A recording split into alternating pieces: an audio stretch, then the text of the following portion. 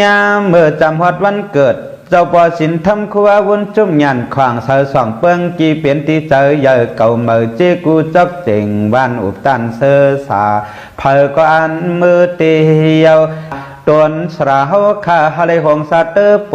เสาโคกุนจึงเปลี่ยนติงปึงอำเอเนินเนกคงลุงในนานนอยามขาความใบเงาหมูวิจาตามังกลาอำนั้นปล่อยวันเกิดเจ้าปีในตีจัดเฮตีเมืองพวงเวียงตาขีเรียกเปิงนั้นเพอก็มองหันมองยาเจียมเปิ้นสู่เก่าเฮาห้ามหมู่นางคุณเขาว่าเตียวจางว่าเขาใจเสือบริกจะเลย้อนให้คำเจ้าหลอดเพวันขึ้นปีเปลี่ยนตีเฮาขาเกลียาวยืนกึกเบิ้นตีคงกุนน้อมไว้ปู่ซอย้อนสู้เฮาจะบ่สินทำครัววนจุ่มเฮาขาอยู่ดีสุงหวานเหตุการเพเตินศาสนา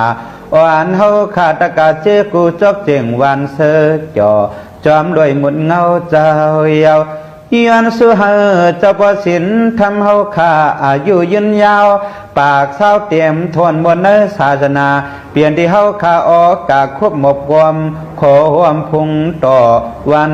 คำขึ้นกัดจืนเจอย้อนสู้เฮาเจ้าปอสินทำเฮาทางห่างอยู่เศร้าลมเจอปีเนอขึ้นวันเจียวตันการหลีสุขสีหอทำกำเปิดเปิงเสอหออ่านปันเฮาคาลวยตามย้อนสู้เฮาเจ้าปอคู่อาวนจุ่มตวนสินไปย่างตำตินเมื่อเพียวที่ละก็ลายวันง่ายเนอปานเฮาเลยสุกมันตั้งเสือเตอเกอหลวงเวียงเสอเปียงเจอหนังกาคำเจ้าโลยา